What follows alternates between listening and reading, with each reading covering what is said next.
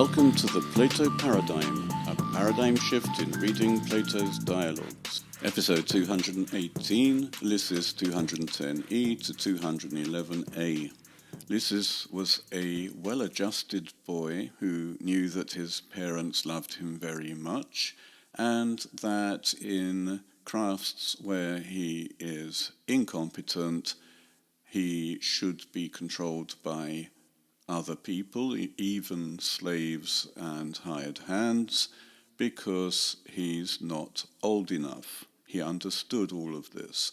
And yet, Socrates, through questioning, made it look as though Lysis was resentful and had ideas above his station, to the ridiculous point that he considered that the whole world should entrust everything to him the moment he is competent in every techne. Socrates then used a bit of sophistry to show that Lysis shouldn't be so arrogant. In crafts where Lysis is incompetent, incapable, the adjective Socrates then uses is aphron, which is actually more like senseless, and if he has no sense, he cannot think, and therefore he cannot think big. It is impossible for him to be arrogant. I've destroyed the wordplay to explain it, but this is basically what Socrates does. The question then is, why did he do it? This hasn't really helped Lysis. As if reading our minds, Socrates now explains. Kai ego accusas autu apeblepsa proston Hippothales, kai oligu exematon. And when I heard him, I stared towards Hippothales and almost made a mistake. This is one of a few references in the dialogues to an onlooker, someone who is not actually participating in the conversation, but is someone for whom the conversation is taking place.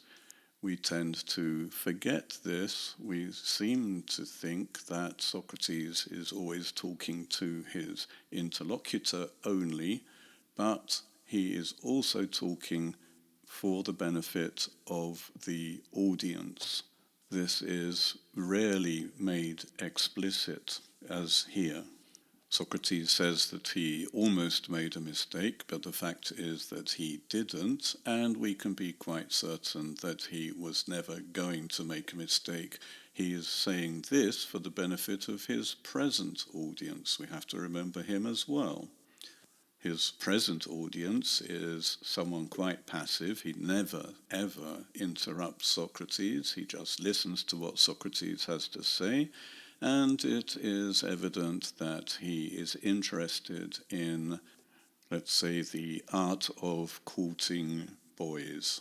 Socrates adds a little spice to the narrative by saying that he almost made a mistake.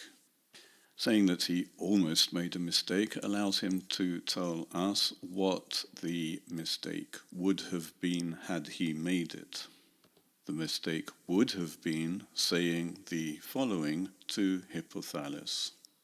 Ep elthegar moi pen hoti hutochre o Hippothales tois paidikois dialegestai tapenunta kai sustellunta alla me hospersu chaununta kai diathruptonta. For I was at the point of saying, this is how you should converse with your lust object, Hippothales, making him low and making him shrink. But not as you, in other words, not as you converse with him, puffing him up and spoiling him. We may remember that Socrates criticized Hippothales for puffing Lysis up with all of the songs of praise, which actually weren't about Lysis, they were about his family, but never mind. Socrates is now portraying his sophistic argumentation as cutting Lysis down to size, which is nonsense, but he's portraying Hippothales to the present audience as if that is what he thinks Socrates has been doing. The paidika, the darling, needs to be humbled. We should note that Socrates says, but not as you, and we need to complete the sentence. Socrates had said that one should converse. He uses the verb dialegisthai, which is to have a dialogue with someone, have a conversation with someone, and he said that one should converse with the paidika, the lust object, the darling, in such a way that it cuts the person down to size. And then he says, but unlike you, and we have to understand that he means the way you converse with Lysis, and in fact he doesn't. Hippothales has never conversed with Lysis, so far as we can tell.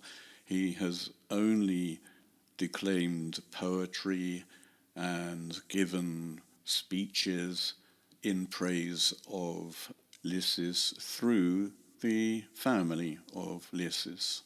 And the audience seems to have been the friends of Hippothales, who have had to put up with his loud, repetitive, stupid words.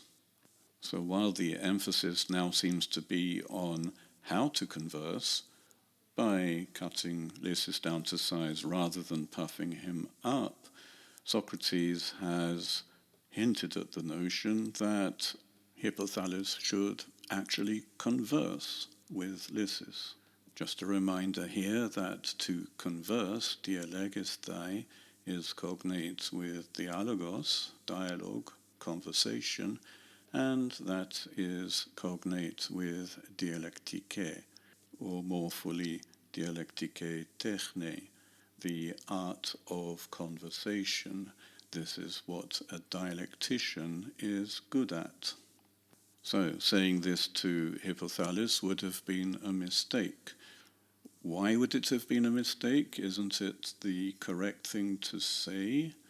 The point is that there is a context, and we are being reminded in the dialogue that it is not simply what is said, but who says it, when, and who else is listening.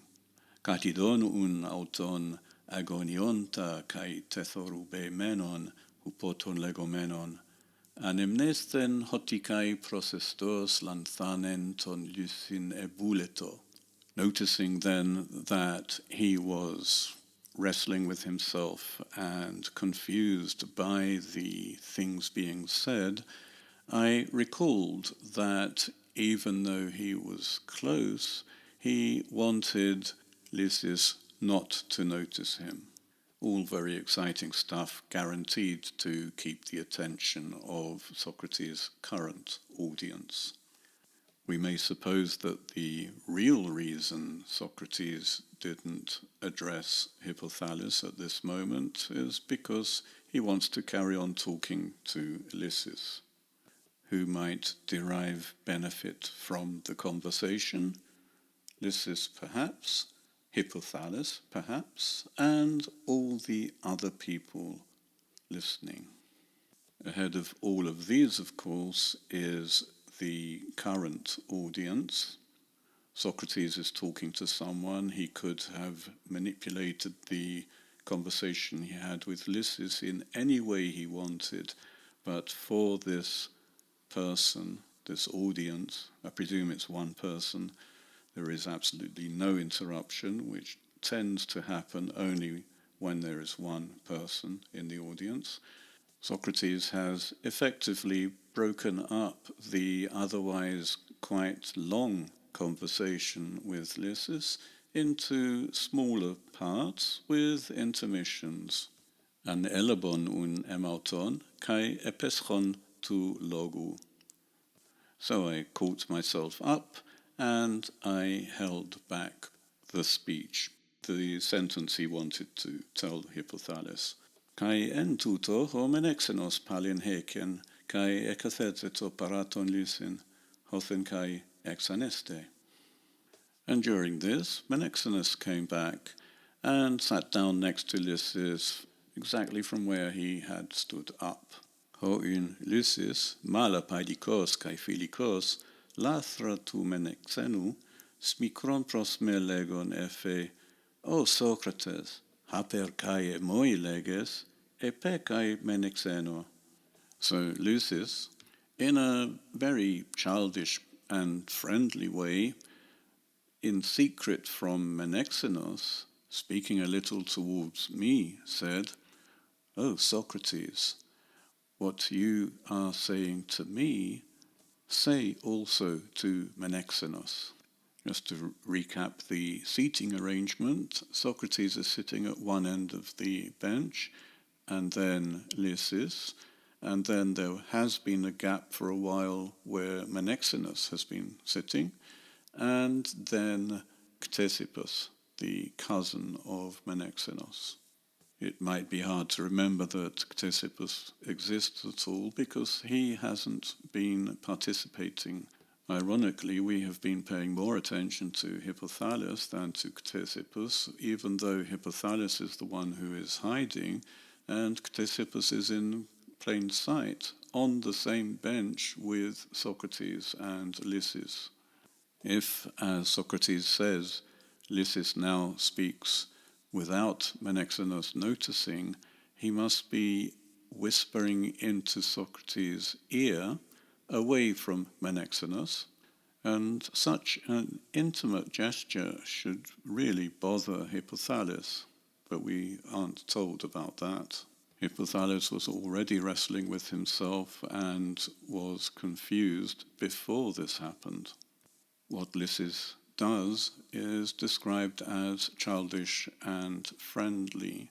These descriptions are again for the benefit of the current audience, someone who enjoys boys, and this would make the audience feel that Lysis is getting intimate with Socrates. In fact, Lysis is showing that he is a friend of Menexenus. He wants Socrates to share the discussion. He's saying, what you say to me, say also to Menexenus. He's not saying, that argument you've just done with me, play that prank on Menexenus as well. That is not what he's saying. He's concerned with sharing the conversation. If we recall, before Menexenus left, Socrates had been talking to Menexenus over Lysis. He hadn't been talking to Lysis. Lysis knows what it's like to be left out of the conversation.